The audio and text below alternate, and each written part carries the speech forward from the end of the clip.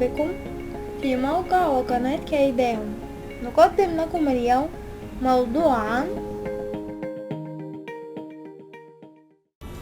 قناع الخميرة لشد البشرة الدهنية. المكونات: ملعقة كبيرة من خميرة البير، ملعقة كبيرة من الزبادي، ملعقة كبيرة ونصف من ماء الورد. الطريقة: امزجي المكونات مع بعضها ثم ضعيهم على البشرة بعد تنظيفها وتجفيفها جيدا، واتركي القناع لشد البشرة لمدة نصف ساعة، ثم اشطفي وجهك بالماء البارد وجففيه جيدا للحصول على النتيجة المطلوبة.